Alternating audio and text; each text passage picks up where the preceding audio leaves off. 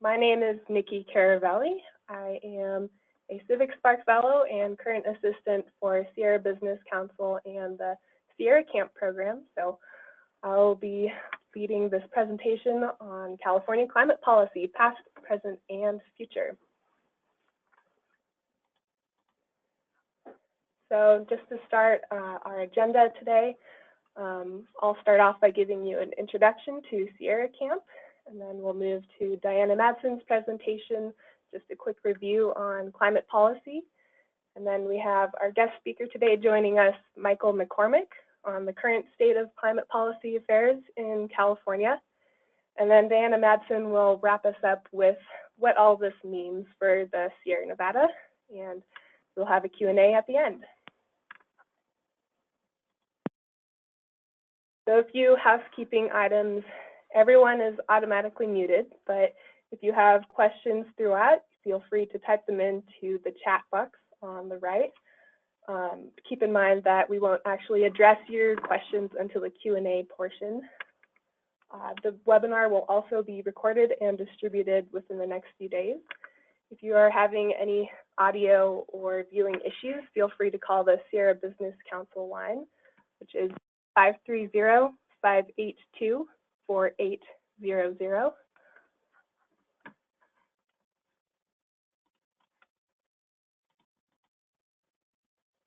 All right, so what is Sierra Camp? The Sierra Climate Adaptation and Mitigation Partnership. We are a partnership of Sierra organizations, businesses, and local governments, and we work to promote climate adaptation and mitigation strategies across the Sierra.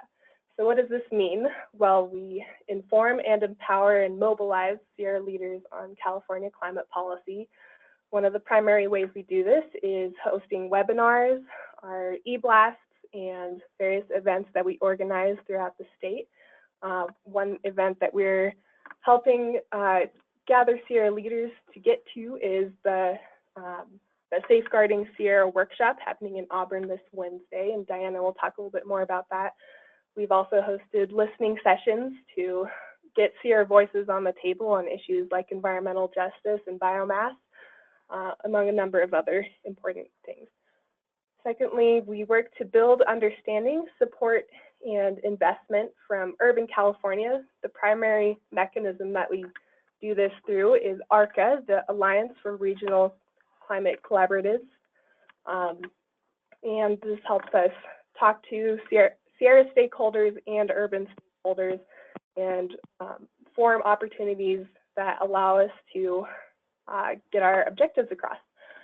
So thirdly, we support and initiate on-the-ground demonstration projects to show what climate mitigation and adaptation actually looks like on the ground here in the Sierra. Essentially, we get our region a seat at the table. So this is a quick snapshot of our membership. We have currently 27 members. We have a number of wonderful representatives from the government. We have the Tahoe Regional Planning Agency. We have Cal Forests and the California Ski Industry Association. All of our members have been active in participating in the events that we hold and important in showcasing the Sierra voice and standing up for issues affecting our communities. So without further ado, I'm going to address our presenters today. First up, we have Diana Madsen. Diana Madsen is Sierra Business Council's Government Affairs Director, as well as the Director of Sierra Camp. As Government Affairs Director, Diana advances statewide recognition of the value of the Sierra Nevada and advocates for investments in the region to support triple bottom line initiatives, such as climate action, mitigation, and adaptation efforts, sustainable community strategies, conservation, community planning, and economic development. This work includes leading Sierra Camp, which educates and mobilizes Sierra local governments, community groups, and businesses around state climate policy, and connections with downstream urban areas. And we have our guest speaker, Michael McCormick, joining us today. He is a senior planner from the Governor's Office of Planning and Research. Michael joined the administration of California Governor Jerry Brown in July 2011. He works between organizations internal and external to the state to resolve issues of statewide importance. He is currently working with the Air Resources Board and the Resources Agency to develop tools that local governments can use to develop more effective plans and policies to address climate change. He also manages the coordination of the OPR Local Government Roundtable and chairs a subgroup on the Climate Action Team.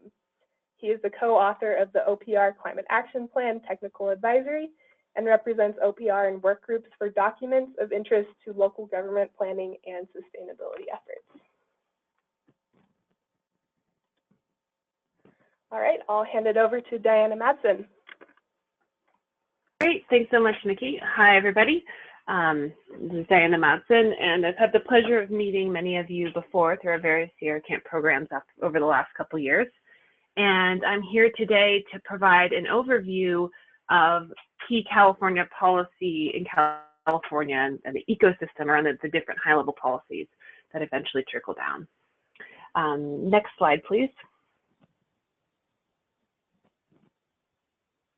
Great. So this is a slide we put together to set the tone or frame what California climate policy is organized and how it works together. We, over the last, year, we put out a climate policy memo earlier this spring with Sierra Camp, and we're trying to map out how all of these different programs fit together to make them as clear as possible to Sierra Camp members. And so essentially we have AB 32, the California Global Warming Solutions Act of 2006. This was the foundational, monumental, landmark legislation on climate change passed under the previous administration under Governor Schwarzenegger in 2006 that required California to reduce its greenhouse gas emissions to 1990 levels by 2020. So it's a pretty major reduction, and at a time when not a lot of movement was happening on climate change. And so this policy then directed a host of other policies and strategies in order to meet that goal. But before I go into those, I'll say that SB 32, just to the right here, this is the continuation essentially of AB 32. So this passed just last year, that as we're getting closer to 2020, SB 32 created another goal for 2030. So it's a reduction of 40% below 1990 carbon emissions by 2030. And it directs the Air Resources Board to continue implementation based on AB 32, so showcasing a more long-term commitment to the goals set forth initially in AB 32. And so we see those pieces of legislation are the high-level mandates, and then under that AB 32 scoping plan, this is the plan developed by the California Air Resources Board, which is in charge of the main agency in charge of the AB 32 implementation. And the scoping plan is the state's strategy for meeting those targets, and meeting those 1990 level reduction by 2020 or 40% reduction by 2030. So the scoping plan outlines the different strategies. A key strategy within the scoping plan is cap and trade, which I'll be talking about more in the next slide. But essentially, cap and trade is a market mechanism for reducing carbon emissions. And cap and trade generates the funding through the process of cap and trade, creates the Greenhouse Gas Reduction Fund, which is a separate pool of money designed specifically to invest and support different projects within the state in order to reduce greenhouse gas emissions. So many of you have heard and have been following a state with Sierra Camp looking at the Greenhouse Gas Reduction Fund as it's been a critical tool for all types of investments in the region, from for the entire state, so looking at high-speed rail, but as well as sustainable communities, transportation planning, affordable housing, forest conservation, restoration, et cetera. It's a resource there to support climate action activities as well as all of the co-benefits. Next slide, please.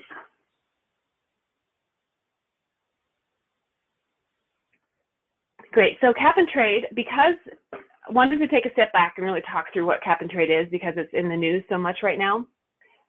So cap and trade is a market mechanism that puts a price on greenhouse gas emissions. So you can think about it as cap and trade is an alternative strategy to something like a carbon tax, where there's just a straight price associated with greenhouse gas emissions or carbon. And it's not very nuanced, whereas cap and trade was a solution that became especially popular in the early 2000s as an opportunity because it allowed for greater efficiency within the free market because it is a market solution. So essentially, we'll talk through so cap and trade. It started in California in 2013, and it's a crucial part of AB 32 in the state's greenhouse gas emission reduction goals. And what it does is the first step is the state sets emission reduction targets for carbon polluters. And so it sets, looking at the key polluters within the state, it sets a certain amount of pollution that they are allowed through permits. And from there, going on to number 2, the state then buys those allowances / permits from the state at an auction. And then the permits allow credits to pollute, which then the companies or the industries and polluters that buy those permits can then trade them or sell them on a market space, in a marketplace.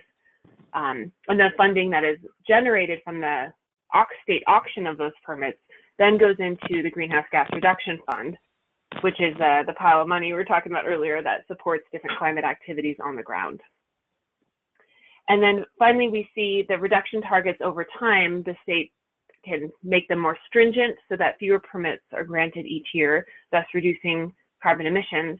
And then overall, the emissions are reduced efficiently is the logic behind cap and trade, where it can be rearranged to maximize the industry, to definitely tackle the lowest hanging fruit with carbon emissions, and being able to rearrange for the greatest efficiency within the market.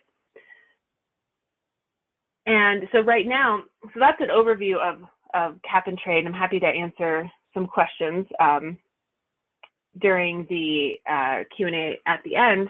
But before, the reason why I'm bringing up and going into having a whole slide just on cap and trade is because it's been under spotlight and increased attention lately because there's been different legal challenges to cap and trade being considered of whether or not it's indeed a carbon tax or is it a tax. And if it is a tax, then it's required to have a 2/3 majority in the legislature. There's been a couple different cases. The most recent one was, I think, finalized in just this last April, and that did side with the cap and trade program not being a tax, and therefore can be implemented in the current structure, as opposed to being revisited as a tax. And so we see, I'll talk in a minute about a couple different pieces of legislation, because cap and trade is also getting to a point where it needs to be renewed, and then we need an extension of the program for it to continue. And then that would also enhance the stability and the revenue generated from the auctions. And so we'll be seeing that over the next couple months. It's really a big moment for cap and trade, and this is probably the biggest issue in the legislature right now, is the continuation of cap and trade. And the governor has been very vocal about the need for a continuation of cap and trade to have a 2/3 majority in the legislature so that it will be still proof against any future legal challenges. So we'll be tracking this closely, and we'll have major implications for the Greenhouse Gas Reduction Fund going forward on what the continuation of cap and trade looks like in the legislature. And I'd like to point out, we'll get into this more during the implications to this year at the end, but so while we've been tracking cap and trade over the years, and actually, Nikki, could you advance to the next slide, please? Great. So the Greenhouse Gas Reduction Fund, which is the revenue generated from cap and trade, the auctions have been very high in certain seasons. It's been lower due to uncertainty about continuation of the program. The most recent auction was a strong one. And the revenue generated from these permits is critical to so much of the growth and the development in terms of climate activities happening around the state. And so we've been doing, with Sierra Camp, we've done analysis over the last few years about how much of the GGRF, the Greenhouse Gas Reduction Funds, are going to the Sierra. The numbers are pretty low, and different partners and advocacy efforts within Sierra Business Council have been pushing to increase the competitiveness for Sierra and rural regions for the different pots of funding within the Greenhouse Gas Reduction Fund. But so the numbers are hovering over the last couple of years around 2%. So that there's room for improvement there in our opinions. However, we at Sierra Business Council strongly believe that cap and trade is the best mechanism, the best option we have to work with for both meeting overall greenhouse gas reduction goals for the state, as well as being able to fund critical activities to support climate mitigation, climate adaptation, while also meeting a number of co-benefits like economic development. And so while it is limited within the Sierra currently, without it, Sierra communities would lose critical access to potential funding for carbon sequestration, forest restoration, and co-benefits for the communities. And low-income communities, rural areas in particular, we find face even greater challenges to adapting to climate change impacts, especially when you think about wildfire and flooding. And this is due to economic disadvantage, the isolation of being in rural parts of the Sierra, marginalization, and other factors. So current and future greenhouse gas reduction funding for forest and watershed management and sustainable economic development in rural communities, it depends on cap and trade's reauthorization and then we hope a continued growth and evolution of the program to best meet the needs of the state from our perspective. Next slide, please. Okay, so I wanted to flag two pieces of new upcoming legislation to keep an eye on.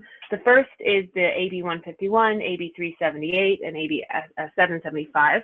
These are the various bills for the continuation of the cap and trade program that we'll see being worked out over the next few months, hopefully, or potentially pushed into a future year.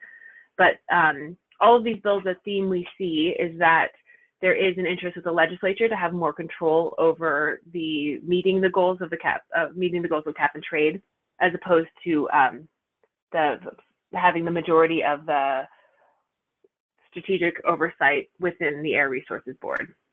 So both of these bills have more emphasis on the legislature playing a bigger role, and each of them do it in slightly different ways. And as the legislative season develops and we see what happens, especially on a 2/3 majority, we'll likely see a combination of these. And then the other bill is AB 1342. This did not make it through committee in time for the June deadline, so this will be potentially a 2-year bill that we're watching. And this would be a bill specifically carving out use of the Greenhouse Gas Reduction Fund for healthy forests and other programs. What it would do is to reduce wildfire emissions impacts, organic waste, and recycling projects. And we've seen that the biomass industry, RCRC, and Cal Forest have supported the bill, given the boost it would give to biomass as a means of supporting forest health projects and addressing tree mortality issues in the state. So again, it didn't pass this year, but so it's likely will be a 2-year bill that we'll be following next year. And we also have a number of these policies listed on our Sierra Camp website, which is linked just below the title there, with relevant California policies, and ARCA, the Alliance of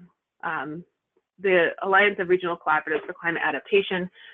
Our partner collaborative of collaboratives in the state are tracking different pieces of legislation. Next slide, please. Okay, so much of what I've been focusing on with cap and trade and the Greenhouse Gas Reduction Fund, most of it is very much focused on mitigation, which is reducing contributions to climate change, so reducing carbon emissions and other greenhouse gas emissions. Simultaneous is Safeguarding California, which is the adaptation strategy of the state. And adaptation is preparing for the impacts of climate change and building resilience so that communities and different regions can weather the storms of climate change and different environmental impacts. So Safeguarding California is the state's climate adaptation strategy. There is an update happening as we speak. They released the draft just a month or two ago, and the Natural Resource Agency is the lead on Safeguarding California. They're hosting workshops around the state to solicit feedback as well as written feedback, and really encourage any of you who are in the region, who are near Auburn. This Wednesday, the Resources Agency is hosting one of those safeguarding workshops in the Sierra in Auburn. It's in Auburn partly to split so that Sacramento folks can come up as well and participate. But this is a great chance to share perspectives on the importance of adaptation activities within the state, to look at their the latest report, which we've been tracking, and have found actually some really, really fantastic portions, especially around forests, in that report.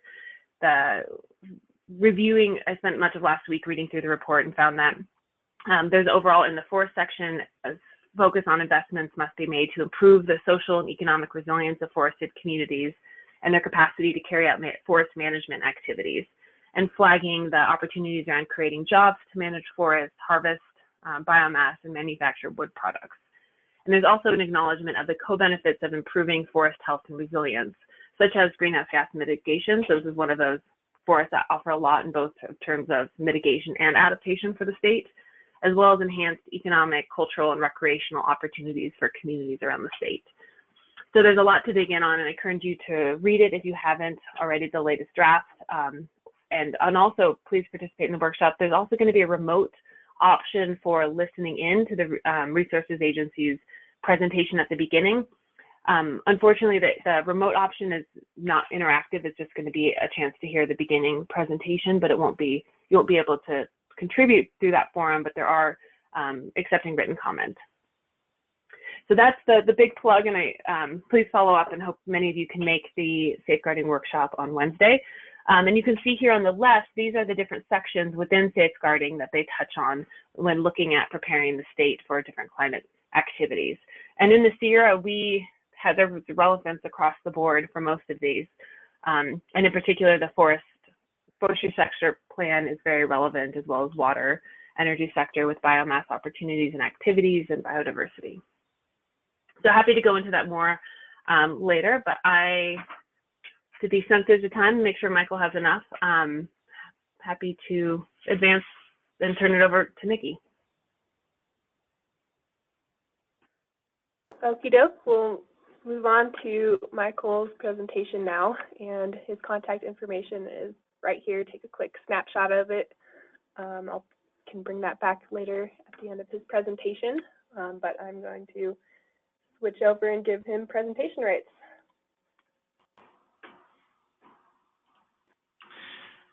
Great, thank you, Nikki and Diana. Am I up? My screen's up? Yep. Great. Well, it's so great to be here. And, just to give a quick shout out to Sierra Camp. They've been doing a great job of connecting with us in Sacramento to make sure that we're in the loop on issues that are occurring in the Sierra. And we certainly appreciate the ears on the ground to make sure that we're addressing concerns of the Sierra Nevada region. So much appreciate that. And Nikki, just a quick shout out for the Civic Spark program, the Civic Spark AmeriCorps Governor's Initiative, a partnership between OPR and the Local Government Commission to bring AmeriCorps and the service model to issues of communities to build capacity around climate change and energy and land use planning. So Nikki, thank you for your community service as well and working with Sierra Camp. So on that, I'll jump right in.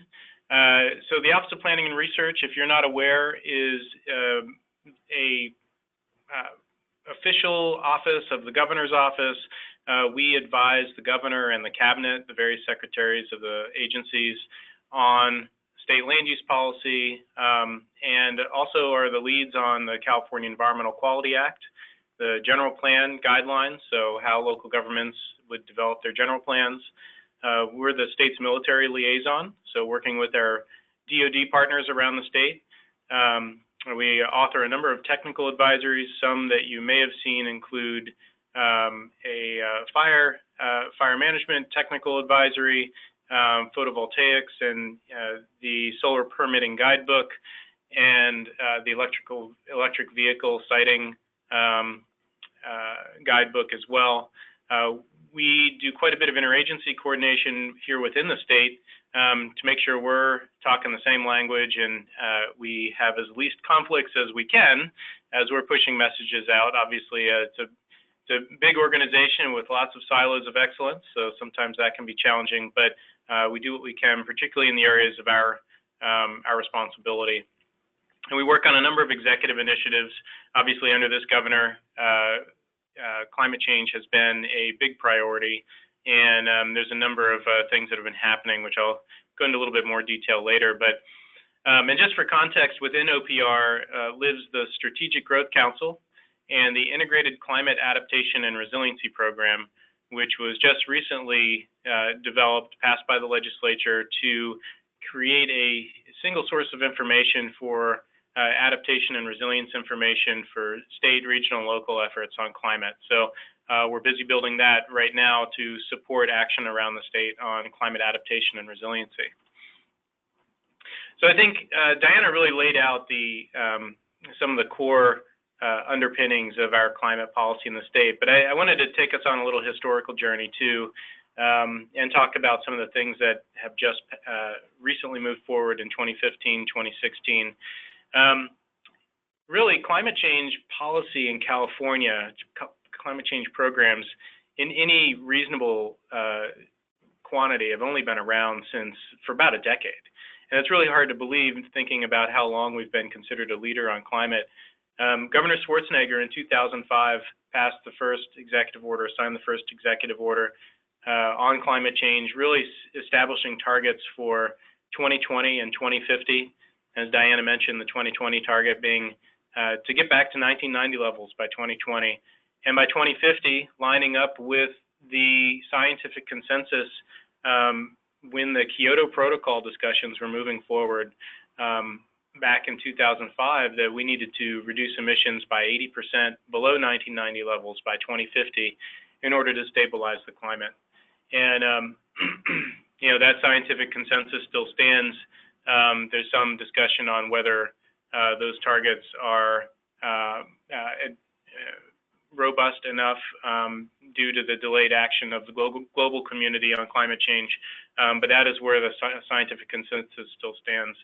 As a result of that executive order and the legislators' interest in moving the discussion forward, AB 32 was passed in 2006, setting those 2020 targets in statute.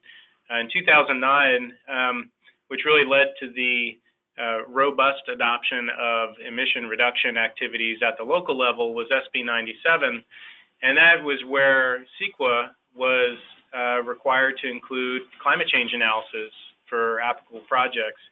And so that field, even though it's only been about 8 years since SB 97 passed, the field of climate change in CEQA analysis has matured really nicely.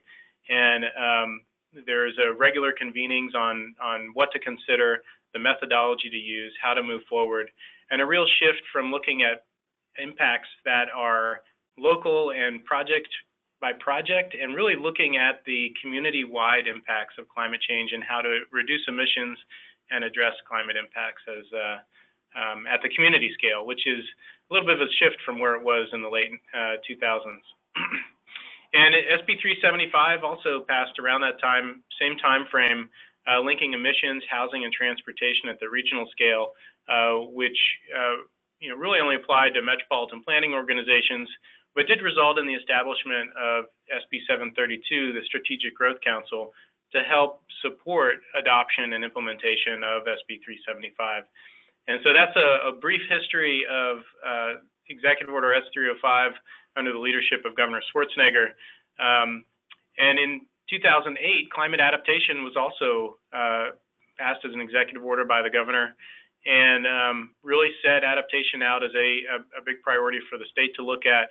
This is where we get the resources called CalAdapt, the Adaptation Planning Guide, and the Safeguarding California Plan. Really important resources that we still continue to use and expand today. At that point, Safeguarding California was called the state's climate adaptation strategy, so it was a little bit different. But the detail that's being incorporated into these efforts and the response to the use that's occurred in the community is resulting in much better resources for use, not just by state agencies, but also for regional and local folks. Now, Executive Order B 3015 under Governor Brown was really the first time we had climate adaptation and greenhouse gas emissions looked at within the same executive order, and it really looks at an integrated approach to climate. Looking at incorporating climate into all infrastructure spending and investment, which is a really significant lift, and the institutionalization process is moving forward to do that. There's a number of bills that have passed recently to support that integrated approach and the reconfirmation of those long-term targets, including the SB 32 and AB 1482, which is Safeguarding California, and really establishing an update framework for that. SB 246, which, as mentioned earlier, was the Integrated Climate Adaptation Resiliency Program and the Adaptation Clearinghouse. SB 350, which establishes the greenhouse gas emissions targets for 2040. AB 2800, which looks at infrastructure planning and how do we actually move forward with some of our discussions on incorporating considerations of climate into infrastructure. SB 379, which are similar to SB 97, but focused on general plans instead of CEQA, really looking at local governments and climate risk. How do we include adaptation and resiliency analyses in local general plans so that local governments aren't unprepared for the impacts of climate change when they come in the future. And certainly many communities are already feeling the effects of climate change. And SB 1000 as well, new environmental justice requirements for general plans. I don't know if this was the original intent of the legislature, but it certainly is overlapping quite a bit with some of the requirements on greenhouse gas emissions and climate change adaptation. So any community that has a disadvantaged community incorporated within their geopolitical boundaries are required to do an environmental justice element of their general plan or meet the minimum requirements of that legislation through another means. So that's a laundry list of legislation and executive orders. Certainly is not inclusive of everything. There's probably about 20 or 30 bills that I didn't include here, but these are some of the hot topics that people tend to be most interested in that are really doing the bulk of the lifting on climate change. A lot of the state's structure for dealing with climate change really comes through the 6 pillars established through the Executive Order B3015, increasing renewable electricity production to 50% by 2030, reducing petroleum use by 50% in vehicles by 2030. And this was the one piece of SB 350 where SB 350's goals didn't line up with the executive order. There were a variety of reasons for that, but all of the others line up with SB 350. Doubling energy efficiency savings at existing buildings, which any of you that have done a greenhouse gas emissions reduction program understand the challenge of reducing emissions from and reducing energy usage in existing buildings. Reducing emissions from natural and working lands. And this actually lines up nicely with the last one, which is Safeguarding California. And one of the areas where the Sierra Nevada region and Sierra Camp have certainly been an active participant is how do we leverage both the resilience component of natural and working lands and the ability for those natural and working lands to both reduce emissions and sequester emissions. And then last but certainly not least, reducing short-lived climate pollutants, really those pollutants that have a very significant immediate effect on the climate versus those that have a more gradual effect, such as CO2. So what does all this mean, really? Well, we need to continue to build our economy. That's just part of how we go through business. It's the reality of capitalism. It's the reality of our environment in California. But we have the ability to create new jobs through developing better greenhouse gas emissions programs and addressing resiliency and adaptation. And I think many of us see through the data, and the data is certainly showing this, that our economy is doing well, not in spite of the emissions reduction programs and adaptation programs we have in place, but it's because of it. We're seeing a lot of innovation, creativity, and certainly a lot of energy being focused on the renewable energy sector, among others. But we also need to continue to save our water, make California more resilient, and we certainly have an obligation, and not only that, but a mandate to support our vulnerable communities to make sure they are also supported in addressing both emissions reductions and adaptation. And it's hard to boil all that down to a couple of bullet points, but at least in the OPR shop, a lot of what we've been focused on is supporting infill development. And obviously, this is somewhat more challenging in the Sierra region, and this is part of our conversation with Sierra Camp and others that regularly participate in our work in California, in the state of California. But our objective is to build healthy, equitable, and sustainable communities. And how do we do that? And building a resilient and sustainable water system, steward and protecting natural and working landscapes, and making sure that our urban areas are understanding and linked to our more rural communities where many of the resources come from. Incorporating climate change into all planning and investment, leading by example to make the state a model for long-term sustainability. And I think this last one is really critical, and one where the Sierra has excelled in recent years, is unique and productive partnerships, really building relationships with non-traditional partners. Climate change is really affecting everything that we do, whether it be through the actual impacts that we're already seeing, or through policy and regulatory mechanisms that basically make it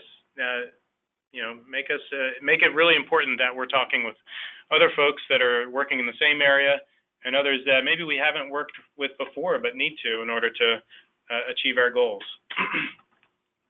And really, we in the state are looking at our goals through three different lenses: reducing emissions, preparing for the impacts of climate change, and researching so to make sure that we understand where those impacts are going to be and where the best areas for emissions reductions are. And on the emissions side, we are on track to hit our AB32 goals by 2020, which is very exciting. And our SB32 goals by 2030 are going to require some additional action. And our 2050 goals by 80% below 1990 by 2050, very significant goal to get. Just by context, in order to get there, we're going to need to have almost 100% renewable energy, and almost our entire transportation sector needs to be zero emissions, most of which would likely be renewable energy as well, zero emissions electricity. And a little chart above, you can see per capita greenhouse gas emissions just to the 2020 target. We are still above the world average, but we're certainly already far below the rest of the United States and getting pretty close to the EU. So we have some ways to go, and we are on track to our early targets, but we all understand that much deeper actions are required to get us to 2050. And some of that's going to require some things through innovation and land use that perhaps we're not even aware of at this point. And just to highlight, leveraging some of Diana's earlier presentation on the Greenhouse Gas Reduction Fund, auction proceeds continue to go up. As you can see here, FY 2012-2013, we started about $250,000 for proceeds to California. And in 2015-16, we got to about $1.8 billion. And quarter one results are good. They're on trajectory to match some of our prior trajectory here. So we're really excited to see this. I think the continued success of cap and trade positions California very well to argue that working on climate change is effective, and we can continue to support our efforts to reduce emissions and better prepare for climate change, which is occurring now. This is a chart that Ed Hawkins developed to visually show our global temperature changes over time from 1850 to 2016.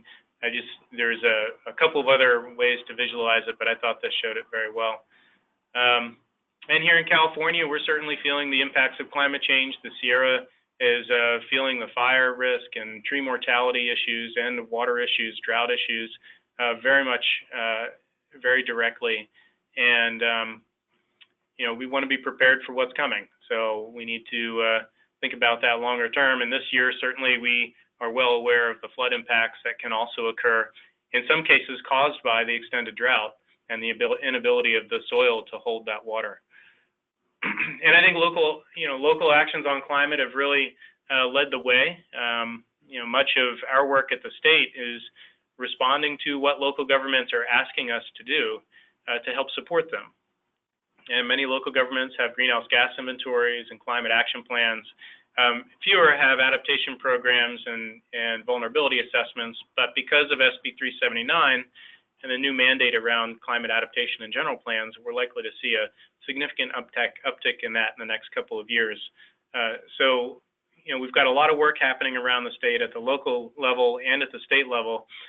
And there's a new governance model that's really emerged to support some of these conversations.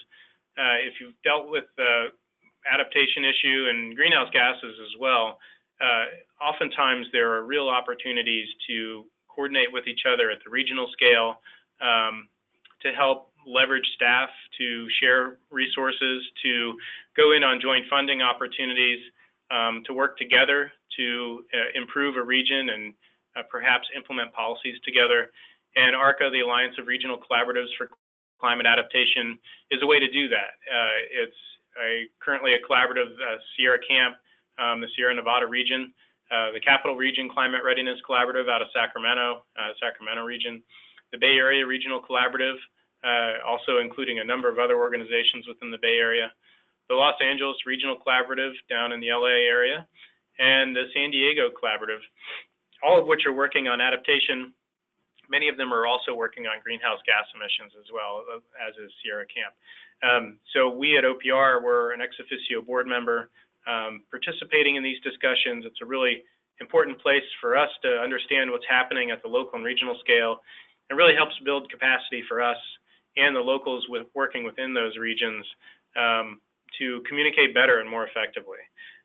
So it's an interesting evolution of the discussion and how we're going to work together more effectively to address climate change over time. And as I mentioned earlier, in 2008, with the governor's executive order, there were a couple of tools that were developed in California that are now codified in statute as a supporting mechanism for local governments to address adaptation and through SB 379. So the general plan requirements reference CalAdapt specifically. So CalAdapt is version 2.0, just recently launched, or will be launching very soon. And it'll include significant updates to science and interactivity with information, your ability to analyze impacts. We're really excited about version 2.0. It responds to a lot of comments we've had from our local partners and are looking forward to getting that out and into the public.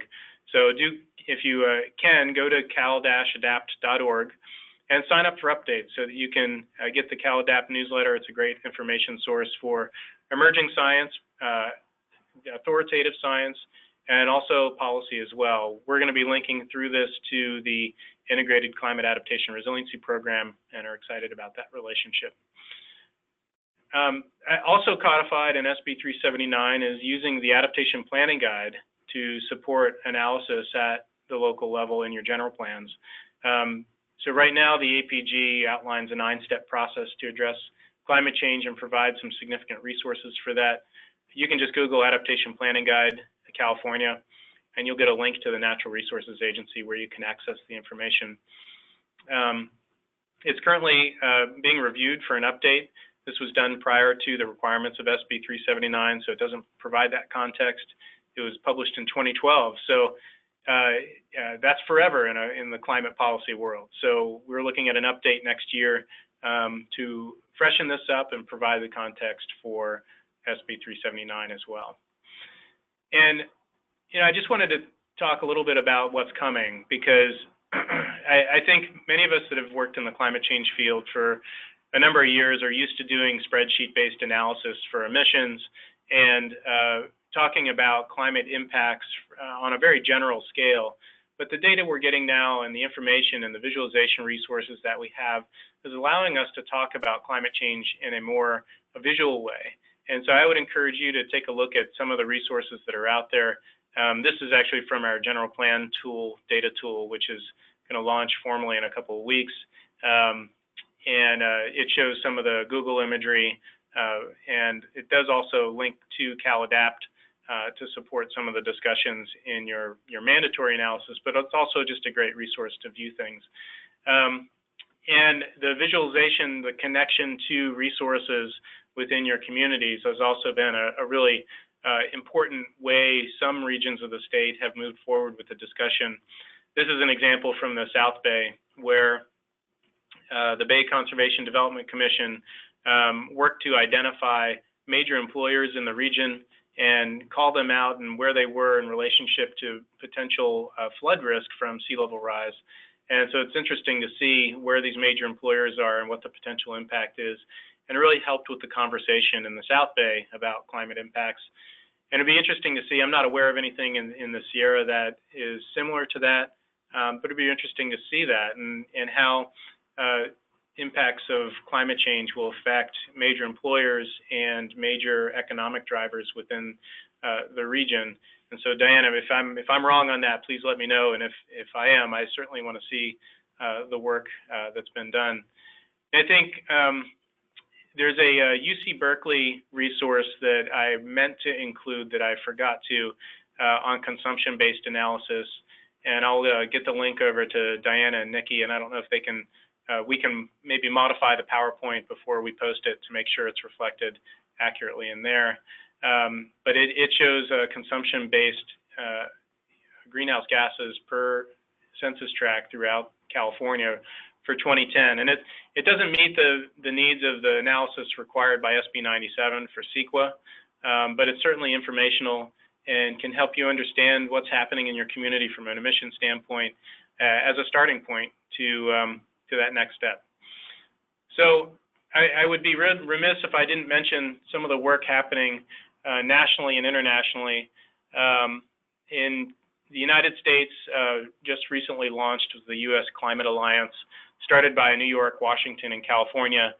We have almost 13 members now, and we're very excited to see the impacts of this work in the United States to show the value of sub-national action to push the narrative.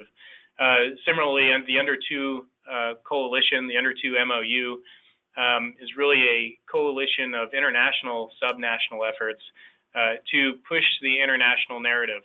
And as we all know, for those of us that are working with our local and regional and state partners, this is where most of the action is happening on climate, whether it be emissions reductions or adaptation.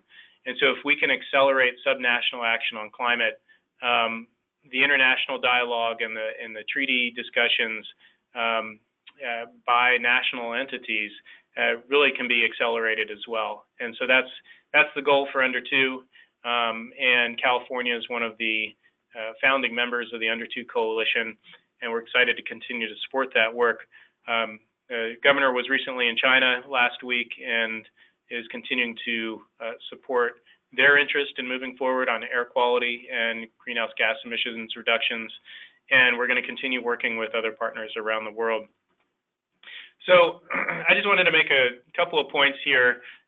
There's a lot of, the formal term is gobbledygook, but technical information, bills, legislation, statutory requirements, but it's not all just about what is required. It's about what's right for your community. There's quite a bit of flexibility in local requirements to address emissions and adaptation, and being able to develop a customized strategy that works for your community is really critical. And I know that Sierra Camp's been involved in those conversations along with other organizations in the Sierra, and that's really important. You guys are unique. You have some really unique issues, some challenges that major urban areas are able to address in different ways. Think about the big picture, but also think longer term from the impacts of climate change perspective. We've got to play the long game, and thinking about how we address our impacts to our communities over time for the decades to come is critical. Educating the public and decision makers, making sure folks know about what's happening, what are the requirements, but also, again, coming back to that second bullet point, what's right for the community, making sure that it's not just us telling folks what they should be thinking, but also engaging them directly so that they can influence the decision-making process. So creating follow-through and long-term trajectory, I mentioned that a little bit earlier, but making the benefits of dealing with climate change tangible. So the economic development angle is a big one that we continue to talk about here in California. It's real, it's verified, and it's something that I think is a really fantastic narrative. And think about what's coming in regards to policy and infrastructure rather than what is currently in place. And I say that because I know Diana's going to talk about what's coming for the Sierra, but there are real opportunities. And if you can get ahead of the curve and anticipate some of those opportunities to come, it'll position the region much more effectively for resources that are coming from the state, but also the federal government. Global weirding is weird, as is Catherine Hayhoe would say, a prominent climate scientist. And regardless of what's happening on the political side in DC, many of the agencies that are working on the reality of the science and policy implications of climate change, they're going to continue to work on this in a number of different ways. Maybe the terminology is a little bit different, but don't give up on our federal partners. They're a fantastic resource, and will continue to be great partners moving forward. And so I'll encourage you to continue building those relationships and those partnerships. And of course, OPR is here to help support the work that you're doing. And I think I'll hand it back to Diana. And I know she'll talk a little bit more about that, and then happy to have a little bit more of a discussion at the end here.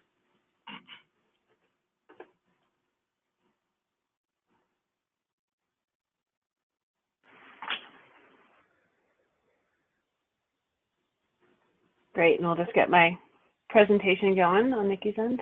Excellent. Well, thank you so much, Michael, for that background, and for those on the line, we're really lucky to have Michael on the phone here, and especially during the Q&A in order to pick his brain about the different moving factors. I saw we had a couple interesting questions come in, but before we do that, which Nikki will be leading the Q&A, wanted to just share some big picture thinking around the implications of these different moving parts around California climate policy and how they'll affect and shape the region. One question I noticed that came in, I know we're not in the Q&A yet, so forgive me, but was a conversation on the focus on emphasis on adaptation as opposed to mitigation. And so to reiterate, adaptation is actions taken to prepare regions or localities for specific climate change impacts so that they can weather those impacts, whereas mitigation is reducing action on climate change. And that question is interesting because it shows the perspective of the presentation, because really, I mean, looking at the state of California climate policy, I would say it's vast majority is focused on mitigation of reducing the state's contribution to climate change across a number of the different programs, including AB 32. The focus has really been on mitigation. In my presentation, I have focused on adaptation and the safeguarding plan, in part because regions like the Sierra are far more, they exist at the overlap between adaptation and mitigation. And so when you think about big power plants and large emission activities there, those are high bang for your buck mitigation activities, but they're sort of a different story when you look at adaptation. So in the Sierra, large-scale forest restoration is very expensive, but it can reduce wildfire risk, which can reduce carbon emissions. But at the same time, if you just look at it from the perspective of mitigation, you only see part of the story. If you do those forest restoration activities, you also have the long list of co-benefits, and much of those are adaptation co-benefits. So you have the avoided wildfire risk for communities as forest temperatures get warmer. We have more inconsistent precipitation. We also see the water supply and the water quality benefits of protected and restored watersheds. We see biodiversity benefits. We see community economic development opportunities around woody biomass utilization, et cetera. And so often from the Sierra Camp perspective, we are the climate adaptation and mitigation partnership, and we exist right in the middle there to talk about and think about how we can leverage and focus on the co-benefits of adaptation to be used when the state is spending money on mitigation activities, so that any new projects have adaptation benefits as well. I know it's a little convoluted, and so I welcome questions on that. But essentially, so where I see big implications for the Sierra are in a couple different areas. We have so this Sierra Nevada region is often rural, it's at the wildland-urban interface, and because the natural working lands are surrounding the communities, there's incredible vulnerability to climate change. So the impacts of tree mortality or wildfire or reduced snowpack will very much shape the public health opportunities. So wildfire can have devastating impacts on air quality for people living in our region. It's very much tied to economic opportunities. So for example, recreation areas, when there's no snow or no water for rafting, that can hurt significantly, or no tourists coming to do those things can hurt restaurants and hotels in surrounding areas. And so very sensitive on that front, as well as to other resource activities like biomass utilization. And so being rural, you're also isolated and sensitive to these impacts. And so I find the adaptation conversation to be among the very relevant for the Sierra. And so as we see the Safeguarding California workshop, again, a big plug, encourage all of you to come to the workshop if you can on Wednesday, if you can't, in Auburn, if you can't, to submit comment to show support and need for different activities in the Sierra. And if you contact me, I'm happy to share some more notes on that. But I see that as a huge opportunity looking forward, because the Sierra is going to be at the forefront and on the front lines of climate activities. And then in looking at mitigation activities, we do offer quite a bit, especially around both the forest restoration as a carbon sink, sequestration, as well as avoided emissions with wildfire. And so following the Greenhouse Gas Reduction Fund process, assuming, or as we see if cap and trade continues, and ensuring that different pots of funding are designed in a way that they don't exclude Sierra regions or leave Sierra communities very uncompetitive to participate. And a lot of that also ties into the capacity issues for different local governments or businesses in the region to be able to apply for these funding sources. Often, if you have one planner for the entire county, you don't necessarily have the capacity to then do a large grant. And so how can we work through those issues, overcome? And I know many actors at the state agencies have been really interested in supporting with technical assistance and such. So ultimately, I'd like to turn it over to questions. We can talk through more details, but the cap and trade program, the continuation of that is going to be huge for our region in order to continue the Greenhouse Gas Reduction Fund and the opportunities therein to support forest restoration activities, wildfire, wildlife. Water supply is huge for not just our region, but the entire state, and to ensure that the Sierra continues to be competitive. So that wraps up my portion, and we can talk through more of the details with Nikki, but I'll turn it back to you, Nikki. Great, thank you, Diana. Thank you, Michael. A very interesting overview of everything that's happening right now. So questions are coming in. Again, you can type in any questions you have into the question bar or the chat bar, and I'll address them as they come. So I will start off with the first question, which I think, Diana, maybe you can answer the Sierra portion, and Michael, you can answer the state version of this question. So do we have a target date to reach zero or negative emissions for either the Sierra region or the state?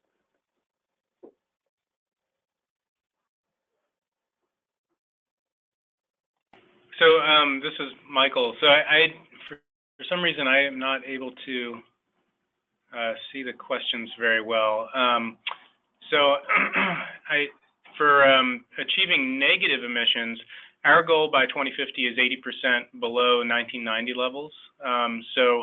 That's not actually reaching zero or negative emissions. There's certain sectors, for example, in the built environment, new construction for residential development, it's supposed to be zero net energy by 2020, and for commercial development, zero net energy by 2030. And so those are objectives. I think there's a general understanding that for greenhouse gas emissions reductions, new development, in order for us to achieve our long-term goals, has to be pretty close to zero energy and preferably zero emissions. And when we think about the growth in electric vehicles and the desired reduction in the transportation sector as well. That means a much higher energy production for renewable energy, distributed generation, commercial renewables generation, et cetera. So we don't actually have any specific zero or negative emissions targets, but I think the context is that we need to be doing everything we can to achieve these longer term goals, because it's going to be hard work to get to 2050, and we can't do it without significant changes in how we do land use. And so as a part of that, I think that's a really reasonable part of the discussion. Thanks, Michael. Diana, do you have anything to add to that? I think Michael pretty much covered it. There are no regional targets or goals, though that has been something that Sierra Business Council we've talked about in different comment letters around the scoping plan of creating regional goals to address the nuance of each area. But at this point, they're the statewide goals that Michael's touched on. Okay. Well, now, I'll just add one more thing to that as well, is off-site emissions reduction strategies is something that we're certainly looking at. So if a proposed development or redevelopment project can't meet their emissions reductions goals on-site, we're encouraging them to look off-site as well. So, supporting community projects that reduce emissions, and certainly the sequestration side and the value of natural and working lands as a part of that conversation is part of it. And in order to achieve zero emissions or beyond, we'll certainly have to institute those on a larger scale. Okay, so our next question is, how are the utilities using their portion of the cap and trade funds? Michael, maybe you can take this one. Well, I'm not an expert on how the utilities are expending their funds. I do work with them on one specific program, which has been very successful, and that's the local government partnership through the State Energy Efficiency Collaborative. It's where there's been tool development efforts, including the ClearPath suite of greenhouse gas emissions analysis tools, and supported work through, that's ratepayer funded dollars through the California Public Utility Commission. So it's not directly linked to greenhouse gas reduction funds, but it certainly expands upon that through support of developing energy plans for local governments around the state, and really with the intent of achieving longer term emissions reduction targets. So I can't speak specifically to how the utilities are managing that funding. I'm certainly not the lead on greenhouse gas reduction funds, but know enough to get myself in trouble if I speak too deeply. Okay.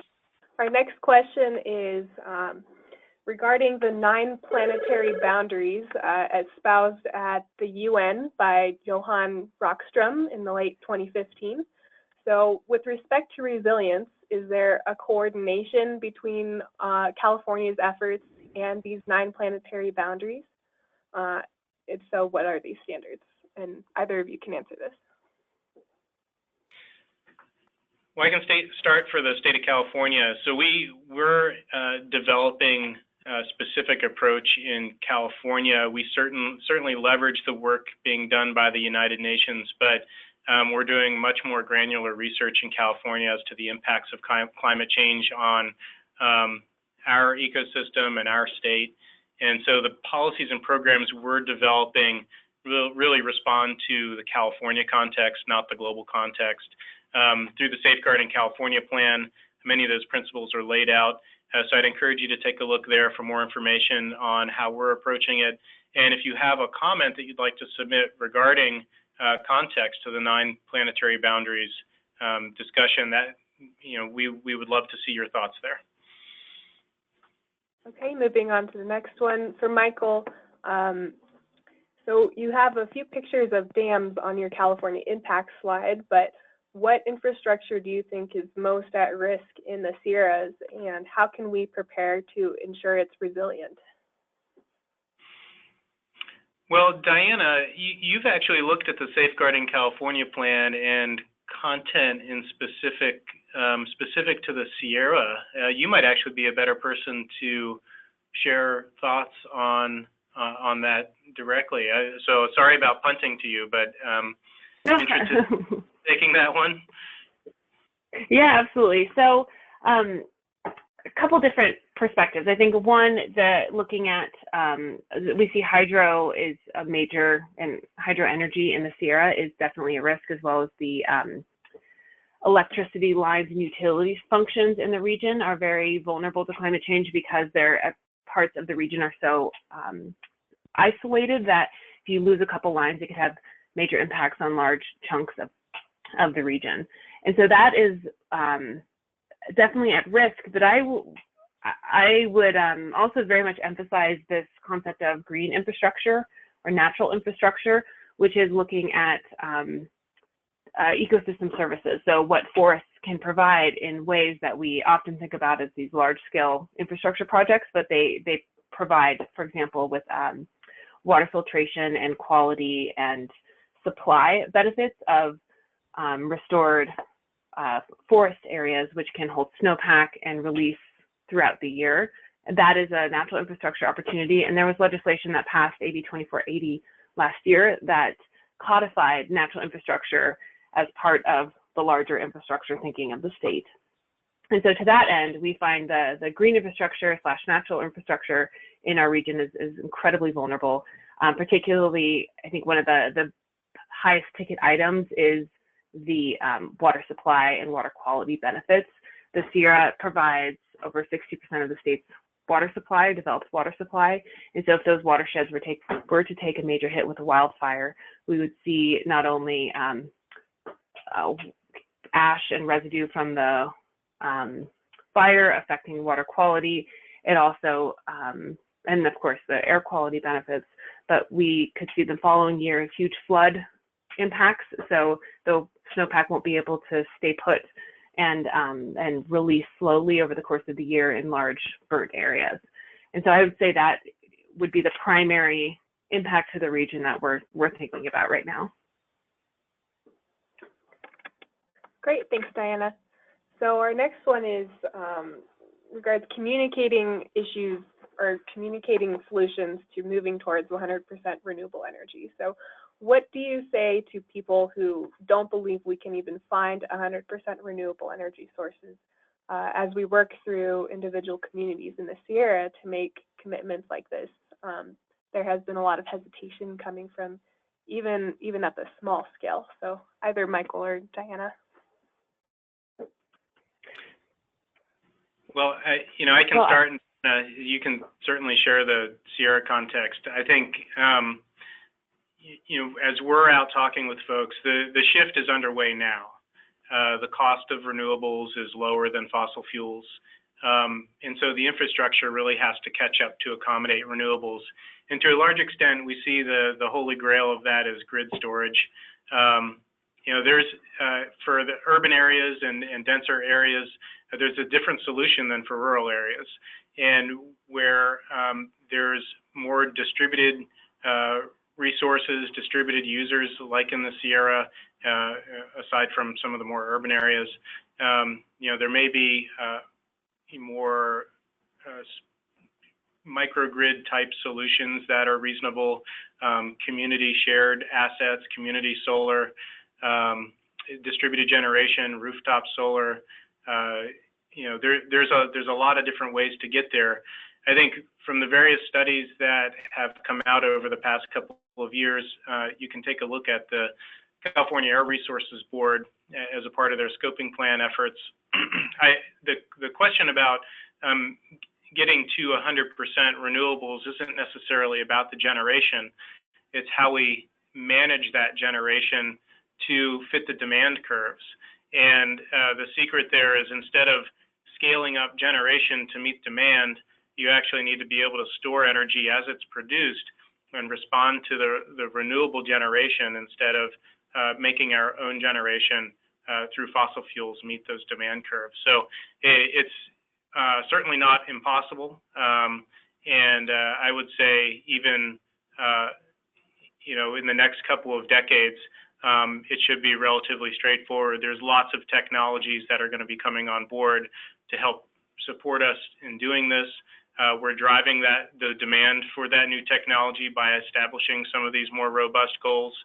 And the interesting thing to watch is how the transportation sector and the smart cities, smart grids, smart communities, smart homes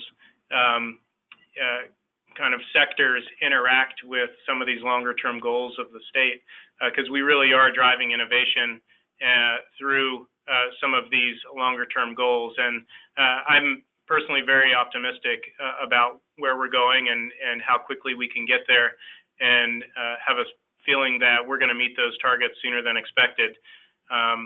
We are a very innovative crew out here in California.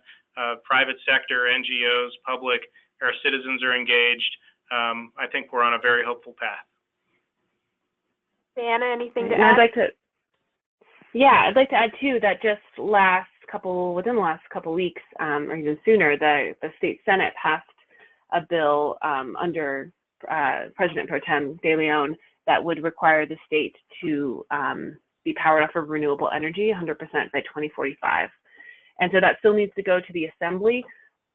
But if that does pass, that's going to be incredible leverage for looking at getting commitments even sooner from different parts of the state and the Sierra, because we know the state's on track, and this is an opportunity for them to be leaders and get some of that credit before it just becomes a requirement from the rest of the state in 2045. Diana, I want to follow up with a question that's directly relevant to that. Does Sierra Camp see setting a goal for all Sierra communities to pledge 100% renewable energy by 2050 and 100% renewable electricity by 2032 as something?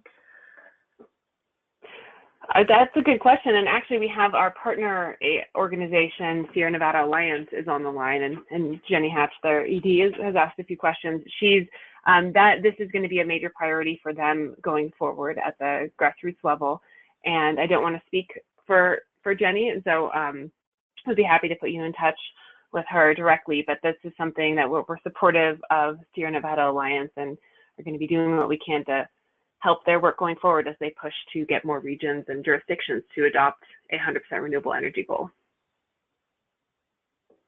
All right. Another question. Again, there aren't any more questions coming in, so if anyone has questions, do type them in now. But this last one, is there documentation supporting the relationship between economic development and climate change adaptation? Right, Michael. Yeah, I mean, I can start, and I feel like this is becoming a trend. So statewide, I think what we're seeing is there's a lot of research that shows the avoided costs of taking early action, because the longer you wait to address with adaptation, the more costly it's going to become. And then there's some emerging research that is starting to show the value of taking that early action as a jobs creation, economic development opportunity as projects move forward to address adaptation and resiliency. But it's also creating conversations between entities before and partnerships that haven't been present before. I think that one of the things that we're seeing is there's a lot of opportunities that are emerging that aren't historically seen as adaptation or resiliency related, but are in fact related to that. When we talk about microgrids, energy efficiency, solar procurement, the kind of strategies we would traditionally think as greenhouse gas emissions related, they're also a resiliency strategy in supporting local energy production, impacts to extreme shocks and weather events, even flood management, flood hazard planning, water supply planning. Many water districts are increasing their variability curves so that they can accommodate greater water events, but also greater drought events. And so by doing that, they're making themselves more resilient to a changing climate and the variability that we can expect from that. But you're not going to see a lot of that work with the label climate change resilience, because oftentimes they're just responding to the emerging reality that we're in of changing weather conditions and changing climate conditions. And I think on the Sierra side of things, obviously Diana will be able to add to this, but from an economic development strategy, although the tree mortality issue has become very critical and is extremely problematic for a number of reasons, it also does have opportunities in economic development and building a workforce around managing that mortality. There are tourism opportunities, certainly with the ski industry. I know that there's some real challenges in accommodating the variability that is to come. But I think I'm going to punt to Diana on this so I don't speak out of turn on the Sierra approach to looking at climate impacts and the economic development opportunities you guys may have identified up there. Well, Michael, you've hit the nail on the head in terms of there is a fair amount of research out there that we've pulled from in Sierra Camp with our various memos that we've published, and especially in our lengthy report last summer on recommendations to the state's climate adaptation strategy and highlighting the co-benefits. But as a general rule of thumb, I find that it's hard to find the direct language of adaptation and resilience always linked to economic development. It's sort of a benefit and a challenge of climate adaptation is that it's broad and so overlapping with different issues that you can often find research that supports different connections, but it's not always very clear. And so what Michael was saying about opportunities around tree mortality and forest restoration, tourism, there's certainly information out there, and I'd be happy to point you to some of our past Sierra Camp reports or the resources page on our website of our analysis, which we often are pulling from that data. Great, thank you both. So we have more questions coming in. So next one is, do we see a climate summit in the near future?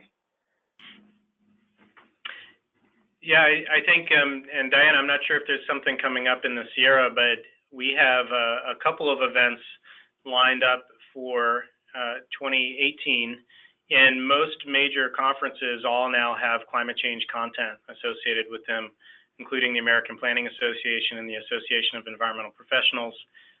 August 23rd and 24th of this year, there's the California Climate Action Planning Conference, which is focused on local governments. It's hosted by Cal Poly in partnership with OPR, Cal Poly San Luis Obispo, that is. So if you're able to come to that and you're interested in climate policy and how to implement new requirements, but also more progressive policy, that's a great venue for that. The American Planning Association later on this year in September, I think it's September, maybe it's October, in Sacramento is also a great venue. 2018 is going to be an interesting year with the California Climate Change Symposium, which is more focused on climate change research. The date hasn't been set for that yet, but that's the Natural Resources Agency working with Climate Resolve. We also have the California Adaptation Forum, which happens every 2 years in the off year of the National Adaptation Forum, so that's 2018 as well. And I think we just got the date set for that. I think I got the email this morning. So let me just look up this real quick. And then we also have a potential summit emerging for the international collaboration under two coalition folks that could potentially happen in 2018 as well. So we're very excited about the convening opportunities. I think that there's a real need within the regions to have your own convenings to make sure that you are prepared for the emissions and adaptations requirements, programs, policies in your own regions. Also, just to clarify, that date for the California Adaptation Forum is August 28th and 29th, and that'll be in Sacramento at the Sheridan. So if you can come to that in 2018, that's also a great place to learn more about adaptation and the new mandates that are in play, but also how to move forward with progressive policy to be prepared for what's coming. I'll add a few more, and I love that we're putting August 2018 events on the calendar already. So mark your calendars and make sure you're not on vacation during the 2018 Adaptation Forum. I'll also add that, I think the big one to flag is what Michael already mentioned is the California Climate Action Planning Conference at Cal Poly, August 24th and 25th. That'll be a good, very mitigation-focused opportunity to talk about different activities for climate action on the ground. There's also, it's not explicitly a Sierra, or not explicitly climate change, but the Sierra Water Work Group is having their conference in North Lake Tahoe, July 24th and 25th. If you're on Sierra Camp's listserv, we've sent an email blast out about that, but that will be another event where water will naturally come up with climate change in a few of the different sections, so something to flag. And then we also have these shorter events rather than a big summit in the Sierra, and another plug for our Wednesday Safeguarding California workshop, which is not only a great chance to learn more about adaptation activities and the looking forward, the policy around adaptation that the state will be implementing and likely developing funding sources to support, but it's also a chance to shape that discussion and provide feedback and comment to inform Natural Resources Agency and the other partners on those policies as they develop them, so that we can try to make them as relevant to our region as possible going forward. Okey-doke. We have another question. So how do we encourage private forestry to go to ecological restoration in order to match national forest management goals for improved carbon sequestration?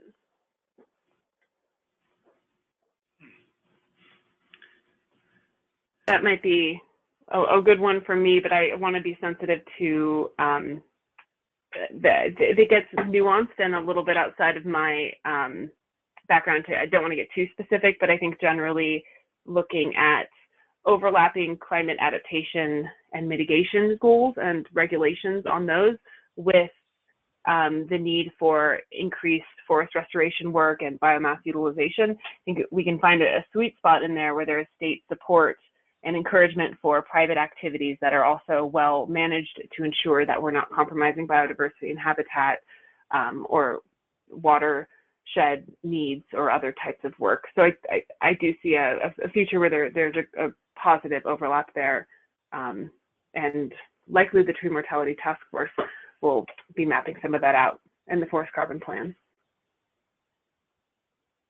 Yeah, I think well said, Diana. And this is not my area of expertise, so I will loop back internally. That's a great question. Thank you. All right, and we do have just 5 more minutes left, so keep those questions coming.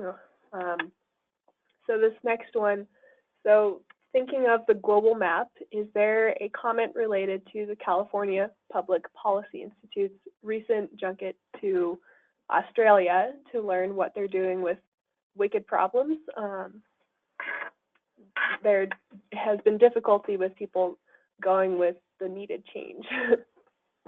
Yeah, I'm not familiar with the PPIC's trip, but we have global relationships. California is actively learning from partners around the world as we are continuing to share our knowledge with them as well. I think it's really critical that we continue the information sharing environment that we've created, and we certainly realize that we're not the first at doing a lot of things. In some cases we are, and we can learn from a lot of our partners around the world on things that they've gone through in the past, how they've overcome unique challenges that we're also facing. California is one of 5 Mediterranean regions around the world, and so we've been participating with those Mediterranean regions, including Australia, to help understand what they've been doing to address things like drought and wildfire, as we're struggling with those as well. So I can't have a specific comment on the PPIC trip, but certainly in general, those relationships are really important for us to continue making forward progress and learning from each other. All right, and then the last question that we have is, how can we get PG&E to better cooperate with energy feed-in for biomass and California community aggregation arrangements? Well, that's not my area of expertise, but I know the California Public Utilities Commission has been working with the utilities on community choice aggregation, so I'd encourage you to go to the CPUC website, take a look at some of the work that they've done, and I understand Pacific Gas and Electric has created a division within the company to work on the CCAs as those discussions emerge. So unfortunately, I'm not able to speak to that specifically, but I would encourage you to do some online research to find out a little bit more about it. And of course, you do have my contact information. If that's not sufficient, then feel free to loop back with me and I can find a person for you so that you can talk with them a little bit more about it. But I really appreciate all the questions. I think it's been really valuable and always appreciate the partnership with Sierra Camp. So thank you, Diana and Nikki, for holding this and inviting me to participate. Thank you, Michael. We do have one last question before we close out, 12:28. So I'll go ahead and ask it, and also just want to let everyone know that we will send out information on all of the events that we just mentioned. We'll include that when we send out the slides and the recording. So the final question that we have for today is, with the rural nature of the Sierra, it will be difficult to achieve the same transportation mitigation goals that urban areas can. So what ideas do you, Michael, or Diana have about addressing this issue? I can take a first stab at that. So we've thought about that a lot at Sierra Business Council and within Sierra Camp conversations and membership. At this point, after thinking through different opportunities and seeing what might stick, we find that regional breakout goals could be an opportunity for the state to better customize the type of goals and activities to take place based on the regional distinctions and nuances. This is a new idea that isn't something we just brought up in our latest response and interaction with the ARB scoping plan update. And so it's a newer idea. We don't know, how far we're going to go or if it'll gain specific traction, but of the different ideas we've had about looking at the disadvantaged communities methodology and other opportunities there, that perhaps the best thing we need is separate regional targets that reflect the region. And so in our case, the Sierra has a lot to offer when it comes to avoided wildfire emissions, but the nature of the region is that it's very far apart and that driving is a different situation than in places like San Francisco or Oakland. And so that's what we've been thinking about at Sierra Business Council. I think well said, Diana. Thank you. All right. Well then, thank you everyone for attending, and hope you just enjoy the rest of your day. Look out for those slides and the recording that we'll be sending out hopefully within the next few days. And as always, feel free to contact Michael, Diana, or myself with any further questions or follow-up you may have. Thank you, everybody. Thank you.